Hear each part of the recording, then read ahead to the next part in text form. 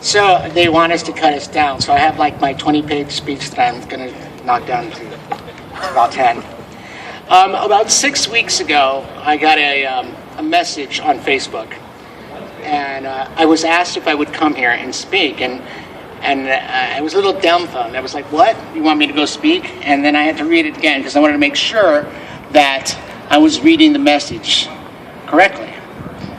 And after I read it the second time, I started to cry. And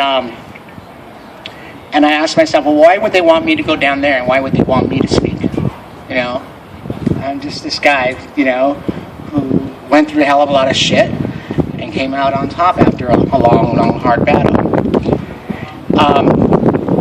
And I thought about it, and I said, why would I? I mean, I opened up a nonprofit called the Alexander Foundation for Abused Kids.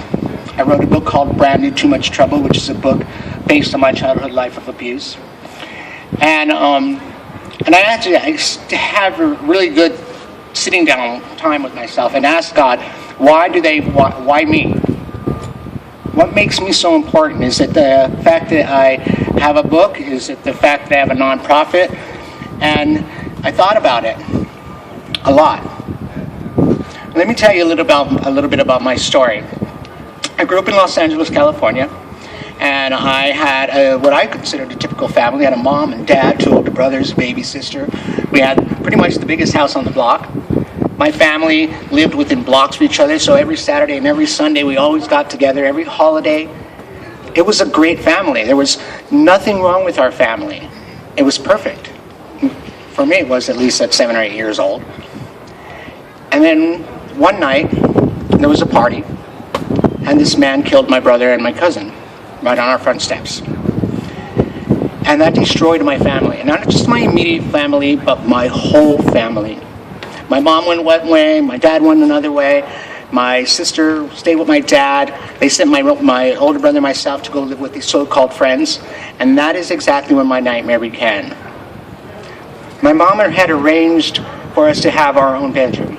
She bought us new beds and dressers and linen and everything else. She had all her toys and all her clothes. Everything moved in, and within 2 weeks, everything was gone. I started being starved. I wasn't allowed to sit on the furniture. I started being beat, started being molested. I got to eat this leftover stuff off of the kids' foods. I slept in the laundry room. My blanket was a baby's blanket. It was torn up. In the middle of the night, when rats would eat at my scabs and wake me up. And they finally took me out of there when they figured out what was going on.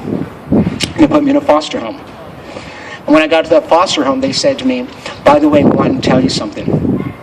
Your mom and your dad aren't your mom and your dad. And your mom is actually your aunt. And you can no longer call your mom and dad anymore. But we're going to put you in this foster home, and you're going to call these people your mom and dad. And in that process, what they started to do was tell me all the wrong things that were wrong with my mom, all the wrong things that were wrong with my dad. And you see, all I knew about my mom and my dad is they took good care of me. They loved me.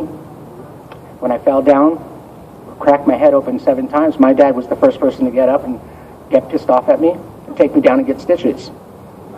But you know what? That was my dad. And so every time these people turned around and they said something bad about my dad, and every time they said something bad about my mother, and they both became alcoholics, they both had nervous breakdowns. Our family was destroyed. But every time that they said something bad about my family, they were telling me I was bad. And when they put me in a foster home, they turned around and started telling me, the reason why you can't live with us is because you're too much trouble. Because I was boisterous, because I threw tantrums, because I was crying, because I wanted my family. And nobody listened. See, I come from that old school. Children are to be seen and not heard. And the problem is that when you stop a child from expressing themselves, when you don't allow them to say, hey, listen to me, somebody is hurting me, you are abusing that child. When you turn around and you tell somebody, your dad is good for nothing, then you're saying you're good for nothing because you're just like your dad. When you say your mom's a drunk, we're saying you're a drunk. And I grew up with that, and I didn't know that that was the damage that was being done to me, along with others. So I lived in and out of foster homes for quite a while and got tired of them. I was being raped, I was being beaten, and I was running away. And I made my way up to Hollywood, and I became a 12-year-old prostitute. And I was safer on the streets of Hollywood than I was in a foster home. I knew the rules of the streets. And I knew that it was my rules and wasn't their rules. I didn't have to listen to other people tell me what was wrong with me, what was wrong with my family. The court systems got a little pissed off at me. So they decided they were going to send me to a boys' home, which is where I lived for approximately the next 4 years. 16 years old, I filed emancipation papers, became a legal adult, 17, graduated, and made my way back to Hollywood. But when I went to Hollywood, it was a different reason. See, I went to Hollywood because I was going to be a star. I was going to be famous. I was going to win an Oscar. I was going to be rich. I was going to have everything. I was going to take care of my mom, take care of my dad, my brothers, my sisters. But there was a problem. And the problem was I didn't have the tools. I didn't know how to take care of me. Nobody taught me how to take care of me. I didn't have the mom, the dad, who could sit there and say, that's wrong, go to your room. Or give me a good swat on the ass like my dad used to. I didn't have that parenting. I lived in and out of foster homes. I was a runaway. No matter what I did was bad. So I did what I did best. I became an escort. And I did a lot of drugs. And I switched living in and out of foster homes to living in and out of jail. And that's how my life went. But my whole life wasn't a total mess up. See, I did have good things. I worked for the Center for Disease Control for a while. I was one of the people who introduced the oral HIV testing system. Oh, I forgot to tell you, I'm positive. I've been HIV positive, living with AIDS for 30 years. Considered what they call a long-term survivor. And in the early 80s, in the mid-80s, and then the early 90s, and the mid-90s, every single one of my friends died. And in that time, all I did was pray the same way I did when I was a kid for God to let me die. Because that's all I wanted. I never took meds, I never did anything. I said, you know what, I'm going to let God kill me. Just take me, because I want to die, because I am not happy. And I protested like I'm doing now. I stood up on the podiums. I talked about our rights. We were discriminated against. I did everything possible. I did a lot of really great things in my adult life, as well as be a great addict and a great whatever.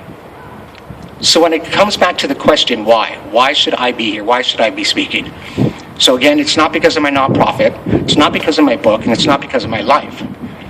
It's for one simple reason, because I believe in change. See, despite all the things that have ever happened to me, the system failing me, my parents unable to be the parents that I knew them to be, everything that went wrong in my life all adds up to one thing. See, I'm a great man. I'm not a great man because I've done anything great. I'm a great man because I believe that I'm great. See, the only thing that I ever had in my life was anger. And I used my anger to turn my life around. I used the anger until that anger became love. So what do I want to do now? I just want to keep doing what I do. I want to go out there and I want to talk to the kids that come from the same places that I come from. I want them to see that, look, you don't have to do the same thing I did when I was an adult. You don't have to make those choices. You can make better choices. Don't follow my path. It's the wrong one. It's hurtful, not only to yourself, but to everybody else. See, when you come from an abused circumstances like I did, one thing you learn how to self-abuse. And we can teach these kids how not to do it. We can talk to them. We can inspire them. We can allow them to know who and what they are. And that's simple to me. They're beautiful, magnificent human beings, just like each and every one of us sitting right here. We all have purpose, we all have goals, and we all have reasons. So the Alexander Foundation is created to help those kids. We're just starting a 1,000 book launch. We want to have 1,000 books donated of my story, a book of inspiration, one that turns around and tells my story but doesn't say my name. It just tells my story. It talks about how you can go from one place to another place, but how you can change that life, that you don't have to stay where you're at. You see, my thing is this. I learned one thing, and I think all kids who grow up in the system, all kids who are prone to abuse, all should know one thing. They're lying to you. They are lying to you. You're not stupid. You're not ugly. You're not fat. You're not black. You're not white.